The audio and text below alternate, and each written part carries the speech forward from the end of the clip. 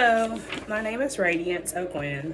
Um, just to start off, I'm losing my voice, so if it cracks in and out, it's because I'm starting to lose my voice. But my name is Radiance O'Gwen, and I am a integrated studies major with an emphasis in arts and cultures.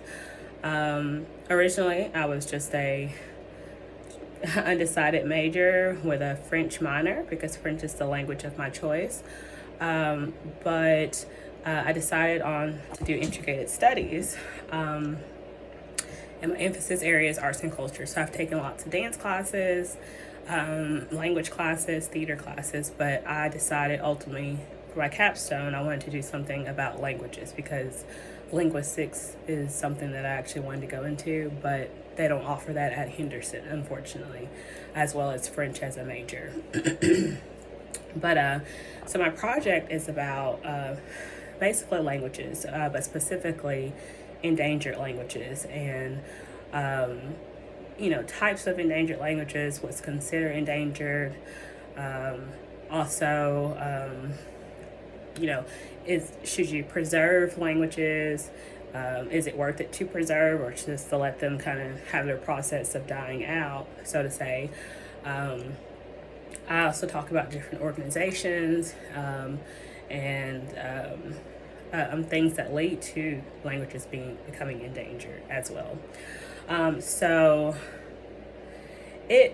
say that it's connected to my emphasis area because of the whole arts and culture. I feel like languages, though people just think of it as, communicating, it is still kind of an art, especially when you have, become fluent in other languages. It's kind of an art of learning languages. But I feel like that's a part of the arts and the culture at the same time. And to me, because all the languages basically are very beautiful, and to me, beauty is in the eye of the beholder, and it can also be an artistic type of thing as well. But it goes along mostly, I feel like, with the culture part, with a little bit of the art. It just depends on your opinion of art and languages in general. I learned that not only are animals considered endangered, but languages are. I think that's something that people don't typically say when it comes to languages, as you don't hear them becoming endangered. Usually you hear about like endangered species and things like that, and save the polar bears and all of that. But languages can indeed become endangered, or you can say that they're a dead language. But so hopefully you can see on my work computer, but I titled my PowerPoint to be called "To Speak or Not to Speak." And so basically what an endangered language is it's a language that's at risk of becoming extinct or disappearing due to limited speakers.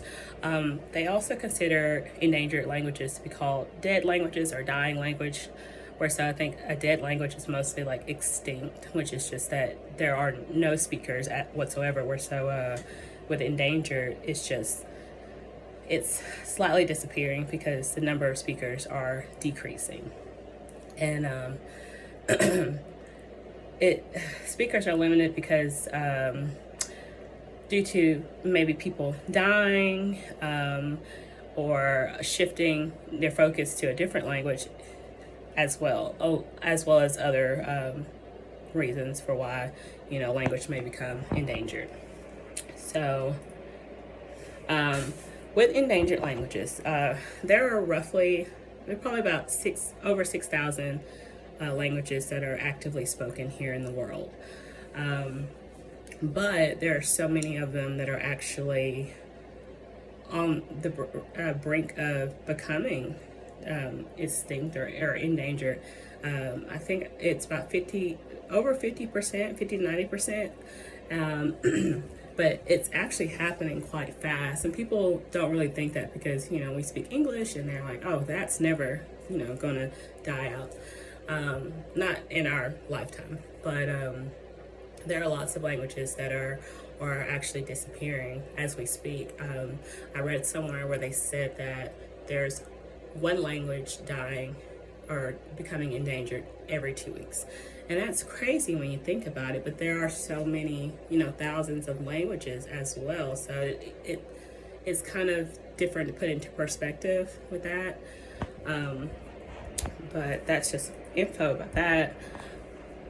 So some of the reasons for endangerment of languages are you have things like globalization, war, where people are having to, move because of the area is so, war stricken. But the main thing with endangered languages I've noticed is that it's because people don't pass on their native language to the next generation. And so when, people say literally kids are our future, if you have children and you don't pass on that language to them, they don't pass that on to their children and so forth, then that language, that's one of the quickest ways for them to basically become endangered and disappear. You have a lot of other causes, like people, like with migration, like for instance, I'll use like here for us in the States, you have a lot of people who will come from Latin America and they speak, either a different native language there, or mostly we're familiar with Spanish. So, they may come here looking for a better life or whatever it may be. And they speak Spanish, but in order to I guess fit in, so to say, or to have that life and make it, I don't want to say more like easily for them, but to make it better for them to be able to go about their daily lives here in America, they opt to learn English. And so when that is the case, they may just not learn or continue on with their language of Spanish. So that's another reason how people, languages are being endangered. But Spanish is nowhere near being endangered anytime soon, just like with English. I want to say English, French, Italian, Spanish, those 4 main languages, and some other like, Chinese, Mandarin, and things like that, are not even close to being extinct or endangered at this time.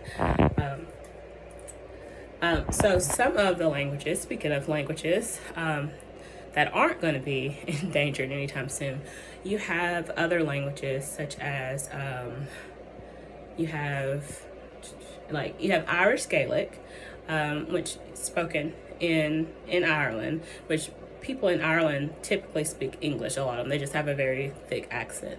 You have the Hawaiian or Polynesian language in Hawaii that's not actually widely spoken these days, as well as Yiddish, which is, you can find that mostly, I think it's like Israeli Yiddish, but there are other different dialects and stuff over Europe that are still becoming extinct. There are several like tribal African languages. There's also a language called Basque that is in, I believe it's in like France. It's in, I want to say in the southern type of regions. There's also a language called Breton, which is in the Bretagne area in France. It is actually becoming endangered. There's not a lot of speakers there. There are other speakers throughout the world maybe with that language, but in that region specifically where those speakers are. And then here in the United States, there's several like Native American languages that are very endangered, if not very, very close to being extinct. And you have things like Cherokee and Cheyenne and Navajo. And you have different organizations or groups all over that try to help to preserve that. And that's where I get to preservation of languages. I don't know if you can see it.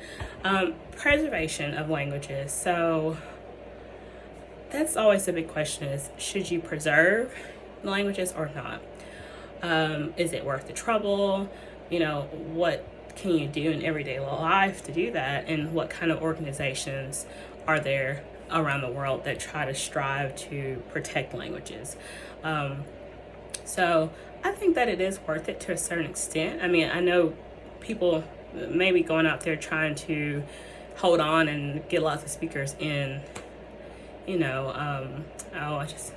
and maybe like,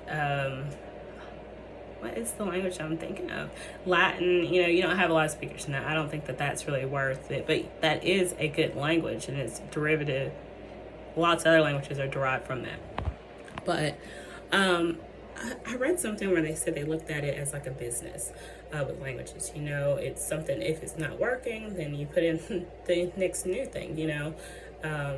But I do think that it's worth it with a lot of other things. I mean, that's just an opinion of it, but you can do things to try to preserve by, you know, you can do donations to certain organizations, you can volunteer there, or simply just pass on your language to your kids, and it can even just be like basic things and helping them to learn the language better. Or there's also apps and stuff too, where if you have a certain language, you can actually, I think on Duolingo for sure, where you can add in a language, and that helps, you know, get other people interested in it and so forth, and you can keep on trying to preserve it. I think Klingon is even on there, so if Klingon can make it, I'm sure some other languages will make it.